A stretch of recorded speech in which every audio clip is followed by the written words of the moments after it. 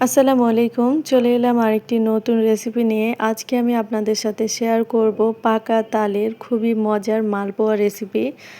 অবশ্যই ভিডিওটি শেষ পর্যন্ত আমার সাথেই থাকবেন। তো চলুন আজকে ভিডিওটি শুরু করি। তো প্রথমে আমি এখানে ১ কাপ পাকা তালের পাল্প নিয়ে নিয়েছি।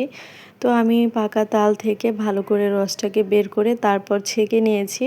এরপর একটা বাটিতে নিয়ে নিয়েছি। আর এখন আমি এর মধ্যে দিয়ে দিলাম ১ কাপ শুকনো চাউলের গুঁড়া। যদি আপনাদের কাছে ভেজা চাউলের গুঁড়াটা থাকে সেটাও এখানে ব্যবহার করতে পারেন। তো আমি ১ কাপ শুকনো চালের গুঁড়া দিলাম, দিয়ে দিলাম 1/2 কাপ এখানে ময়দা। তো চাইলে ময়দার পরিবর্তে আটাটাও ব্যবহার করতে পারেন। তবে অবশ্যই এখানে ময়দা বা আটাটা ব্যবহার করবেন। তাহলে মালপোয়া পিঠাগুলো অনেক বেশি সফট থাকে আর ফুলকো হয়। তো অনেকক্ষণ পর্যন্ত আর কি এটা রেখে খাওয়া যায়। এরপর আমি এর মধ্যে ২ চামচ দিয়ে দিয়েছি গুঁড়ো দুধ আর দিয়ে দিলাম স্বাদমতো লবণ। চাইলে এখানে গুঁড়া দুধটা স্কিপ করতে পারেন, তবে দিলে কিন্তু পিঠার স্বাদটা ভালো আসে। তো এখন সব কিছুকে আমি হাত দিয়ে ভালো করে মিশিয়ে নিচ্ছি। আর এই কাজটা আমার মনে হয় হাত দিয়ে করলে বেশি ভালো হয়। হ্যান্ড উইক্সের সাহায্যে হাত দিয়ে করলে আমার কাছে মনে হয় পিঠাগুলো বেশি ভালো হয়।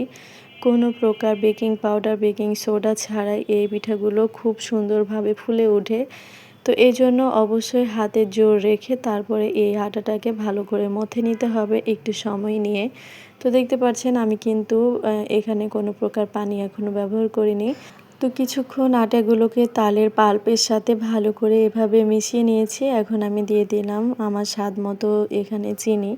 তো যদি আপনারা বেশি মিষ্টি খেতে চান সে বুঝে আর কি মিষ্টিটা অ্যাড করবেন। আর যেহেতু আমি এখানে পাকা তালটা ব্যবহার করেছি, এজন্য আমি আমার পরিমাণ মতো এখানে চিনিটা ব্যবহার করেছি। এখানে যে যার স্বাদ মতো চিনিটা অ্যাড করে দিবেন। তো যাই হোক, এখন আমি ভালো করে এই আটাটাকে আবারও মথে নিলাম। আর এই তো দিলাম অল্প পানি। এখন অল্প পানি দিয়ে আবারও ভালো করে মথে নিচ্ছি। আর এখানে যদি আপনারা তালের পিউরিটা বেশি ব্যবহার করেন সেক্ষেত্রে অনেক সময় কিন্তু এখানে পানির প্রয়োজন নাও হতে পারে। তবে যদি প্রয়োজন হয় তো আমার মতো অল্প অল্প করে এখানে পানি অ্যাড করবেন আর এই আটার মিশ্রণটাকে ভালো করে মিশিয়ে নেবেন। একবারে বেশি পানি দিলে এই ডোটা বেশি পাতলা হয়ে যাবে, সেক্ষেত্রে মালপোয়া পিঠাগুলো কিন্তু খুব একটা ভালো হবে না। তো দেখতেই পাচ্ছেন আমি কিন্তু এখানে অল্প অল্প করে পানি দিয়ে হাত দিয়ে ভালো করে মিশিয়ে নিচ্ছি। আর এটা খুবই স্মুথ একটা ব্যাটার তৈরি হবে, খুব বেশি এখানে পাতলা করা যাবে না। তো এই তো দেখুন আমি কিভাবে আর কি এটাকে বানিয়ে নিচ্ছি। এরকম ঘনত্বে রেখে আমি এটাকে কিছুক্ষণ রেস্টে রাখবো। তো আমি কিন্তু এখানে ৫ মিনিটের মতো রেস্টে রেখেছিলাম আর ফিরে এলাম ৫ মিনিট পরে। যেহেতু আমি এখানে শুকনো চালের গুঁড়াটা ব্যবহার করেছি, তবে এখানে যদি রেস্টে রাখা যায় তাহলে কিন্তু চালের গুঁড়াটা একটু ফুলে উঠে, সেক্ষেত্রে পিঠাগুলো খুব ভালো হয়। তো এই তো দেখুন অনেকটাই কিন্তু আগে থেকে ড্রাই হয়েছে। আর এদিকে আমি তেলটা কিন্তু গরম করে ভালো করে পিঠার ব্যাটারটা মিশিয়ে নিয়েছি। আর এখন ওইখান থেকে কিছুটা ব্যাটার আমি তেলের মধ্যে দিয়ে দিলাম। আর চেষ্টা করবেন মালপোয়া পিঠাগুলো একটু ডুবো তেলে ভেজে নিতে, এতে করে প্রত্যেকটা পিঠা কিন্তু অনেক বেশি ফুলকো হয়।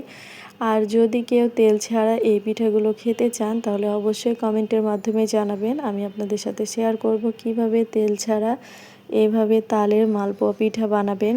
তো যাই হোক, আমি কিন্তু অল্প করে ব্যাটার এখানে দিয়ে দিয়েছি। তো প্রথমের পিঠাটা অনেক সময় কিন্তু নাও ফুলতে পারে, তবে আমার পিঠাটা কিন্তু ফুলেছে, খুব বেশি ফুলে নাই, তবে কিন্তু ফুলেছিল। তো এটা কিন্তু আমি নেক্সট বার পিঠাটা দিয়েছি।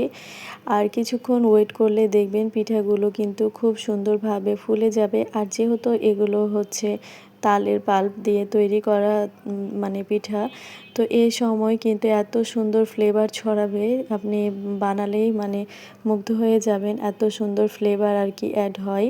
তো দেখুন আমি কিন্তু একসাথে ২-৩টা করে পিঠা আর কি বানিয়ে নিচ্ছি। যখন একটা পিঠার এক পাশ হয়ে যাবে তখন কিন্তু আমি আরেকটা পিঠা দিয়ে দিয়েছিলাম।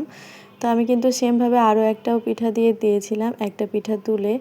তো আমি কিন্তু এভাবে আর কি পিঠাগুলোকে বানিয়ে নিয়েছি। আর পিঠাগুলোর সাইজটা যে যার পছন্দ মতো দিবেন, তবে আমি কিন্তু একটু ছোট করেই বানিয়েছি। এতে করে আমার একসাথে ২-৩টা পিঠা আর কি আমি করে নিয়েছি। তো দেখুন পিঠাগুলো কত বেশি ফুলকো হচ্ছে। আর এই পিঠাগুলো একটু লো আঁচে ভেজে নেবেন, তাহলে ভেতর থেকে খুব সুন্দর মতো কুক হবে। তো দেখতে পাচ্ছেন আমি কিন্তু তেল ঝরিয়ে পিঠাগুলোকে উঠিয়ে নিচ্ছি। আর মাশাআল্লাহ আমার প্রত্যেকটা পিঠাই কিন্তু অনেক বেশি ফুলকো হয়েছে। আমি কিন্তু এখানে কোনো প্রকার বেকিং পাউডার, বেকিং সোডা ব্যবহার করিনি। এরপরেও দেখতে পাচ্ছেন মাশাআল্লাহ পিঠাগুলো কিন্তু অনেক বেশি ফুলকো হয়েছে। আর পিঠাগুলো বানানোর সময় এরকম একটু চামচের সাহায্যে গরম তেলগুলো পিঠার উপরে দিলেই দেখবেন অনেক সুন্দর ফুলে ওঠে।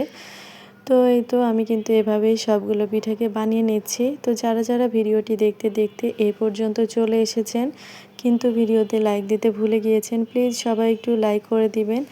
আর অবশ্যই সবাই ফুল ভিডিওটা কন্টিনিউ করবেন। আর যারা নিত্য নতুন রেসিপি দেখতে পছন্দ করেন তারা অবশ্যই লন্ডন রনি ব্লগ চ্যানেলটা সাবস্ক্রাইব করে আমার পাশেই থাকবেন। তো দেখুন মাশাআল্লাহ আমি সবগুলো পিঠাকে বানিয়ে নিয়েছি। আর পিঠার কালারগুলো কত বেশি সুন্দর হয়েছে। যেহেতু আমি এখানে তালের পাল্প দিয়ে বানিয়েছি, তো পিঠার কালারগুলো খুবই সুন্দর এসেছে।